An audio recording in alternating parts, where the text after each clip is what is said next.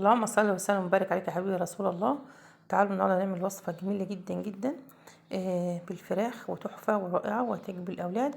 ويعني ممكن تعمليها في عزومات رمضان، وجميلة جدا ومش مكلفة، ووصفة سهلة جدا جدا. ولو ولادك ما بيحبوش الخضار هتدخليه في الوصفة دي هيحبوها جدا جدا. وكل مكوناتها موجودة عندنا في البيت. شايفين جمالها؟ تحفة تحفة تحفة. والبطاطس بتاعتها مستوية كده وطعمها جميل، ومع حبة رز بالشعرية كده.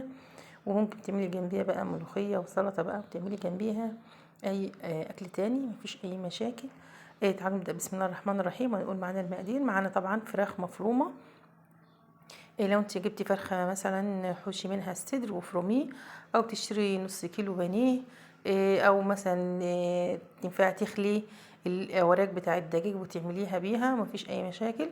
معانا جزر مبشور وبطاطس مبشورة، طبعا دي متوفرة في كل مكان في كل بيت. طبعا كل بيت فيه البطاطس والجزر. وطبعا هتعجب أولادكم جدا. وانا مدخلة فيها الخضار لأن في أولاد ما بتحبش تاكل الخضار، فاحنا دخلناه في الوصفة دي علشان هيحبوها، وهتبقى وصفة جميلة جدا جدا. طبعا معانا البصل مفروم، وطبعا عليه ملح ومتصفي علشان مش عايزة فيها مية خالص. طبعا بالراحة، واحدة واحدة كده. نقول بقى المكونات اللي احنا حطيناها. طبعا التوابل بتاعتنا الملح والفلفل والكمون والسبع بهارات والبابريكا. انا ما بشتريش اي اللي هي التوابل الجاهزه بتاع كفته والكلام ده، لا انا بكتفي بالتوابل اللي انا بعملها في البيت والسبع بهارات، وتظبط لي الاكل كله اللي انا بعمله. معانا كزبره جافه زي ما انتم شايفين، وننزل بالبابريكا. وهنحط طبعا هتدي برضو طعم جميل جدا جدا جدا. الفيجيتار اذا راحت ربنا هيديها طعم رائع رائع رائع جدا. هي معلقه او معلقتين زي ما انتم شايفين كده، ومعلقتين فيجيتار نستكفى بيهم خالص. فطبعا العامل الاساسي بتاعنا في الكفته اللي بيخلي الكفته بتاعتنا هشه ومش مكتومه، هنحط نص معلقه بيكنج باودر. طبعا دي ما تستغنيش عنها في اي وصفه كفته بتعمليها، سواء كفته لحمه، كفته فراخ، كفتة سمك، اي كفتة ايا كان انت بتعمليها لازم هنحط فيها البيكنج باودر. طبعا زنفين بيديها هشاشة كده، ما بيخليش الكفتة بتاعتنا بتبقى مكتومة، تاكليها تبقى هشة كده وجميلة. طبعا حط المكونات بتاعتي كلها على بعضيها زي ما انتوا شايفين. حاجة سهلة جدا وبسيطة.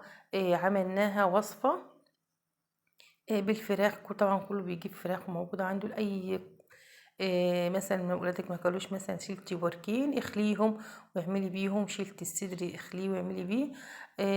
مثلا هتشتري بانيه مفيش برضو مشاكل. طبعا جبنا بقى الصينيه بتاعتنا، اي كانت نوع الصينيه اللي عندك، بايركس الومنيوم اي حاجه.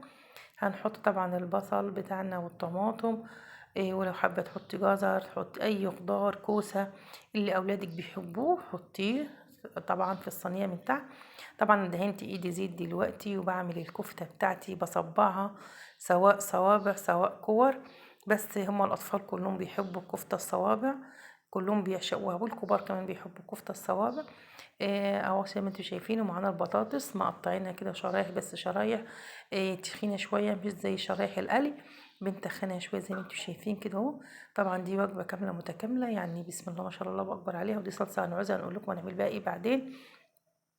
زي ما انتوا شايفين كده بنرص بنعمل الكفتة صوابع، وبنحط البطاطس بتاعتنا بطاطس واحدة من هنا واحدة من هنا، الكفتة في النص.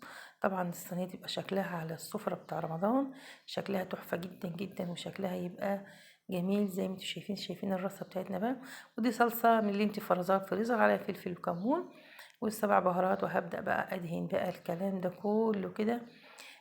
طبعا احنا مش هنضيف اي ميه ولا اي شوربه نهائي خالص، علشان الكفته بتاعتنا ما تفكش مننا. احنا هنكتفي بالصلصه اللي احنا هنحطها، والخضار اللي احنا حاطينه، البصل والطماطم والبطاطس كده كده هينزل الميه بتاعته وهيسوي لنا الكفته دي. بس لازم تتغطى علشان تستوي كويس، او فويل او بغطا او بصينيه كبيره هتحطيها عليها من فوق. المتوفر عندك هتعملي بيه زي ما احنا عملنا كده. دهنا طبعا الكفته بتاعتنا بالصلصه عاديه خالص خالص بتاعت اللي انت مفرزاها، او طماطم وتغليها على البوتاجاز وتضربيها في الخلاط وتعملي بيها برضو كل الوصفات. مفيش اي حاجه توقفك زي ما انتوا شايفين كده معانا. طبعا كده انا خلصتها لسه بدهن طبعا الصلصه. ما تخافيش اديني صلصه، ما تقوليش الصلصه هتخليها تفك، لا ولا اي حاجه. طبعا الفرن بتاعي سخن جدا جدا على 200. انا مسخناه على 200 علشان تخش تاخد الصدمه بتاعتها، وعلشان ما تفكش هي. بس ان شاء الله ما تفكش بمعلقه الفيجيتار اللي احنا حطيناها، مستحيل هتفك منك. وزي ما انتوا شايفين طالعه تحفه وسخنه بقى جدا. وخلاص بقى الاذان قرب يأذن، كل سنه وانتم طيبين بقى. وتطلع بقى سخنه كده تحط على السفرة على الفطار. وتعمل جنبيها بقى زي ما قلت لكم، زي ما انا عملت كده، رز بالشعريه، رز حبه وحبه، رز ابيض، والبطاطس بتاعتنا مستويه. تصدقيني اولادك هيعشقوا الوصفه دي، يقولك اعملي هنا على طول. وكفايه ان انت دخلتي لاولادك الخضار. ولو حابه، لو بتحبي الاكل سبايسي، ممكن قرن فلفل حامي مع الخضار، تقطعيه صغير كده وتحطيه. ولو ما بيحبوش الاكل سبايسي يبقى اكتفي بالمقادير اللي انا عملتها وجربيها، وان شاء الله هتعجبك. وصفة جديدة وهتعجب الأولاد وهتعجب الضيوف وهتعجب كل اللي هياكل منها، وهيقولك تسلم ايدك على الوصفة الجميلة الاقتصادية دي. زي ما شايفين شكلها والله العظيم طلع تحفة تحفة وجميلة. الطعم بتاعها كان في منتهى. أنا أول مرة أعملها. أنا كنت بعملها بالفراخ بس لما دخلت فيها الخضار طلعت صراحة ربنا جميلة جدا جدا. ورب الوصفة تعجبكم، وإن شاء الله استنى مني وصفات تانية وتعجبكم. ورمضان كريم وبارك عليكم، وكل سنة وانتم طيبين.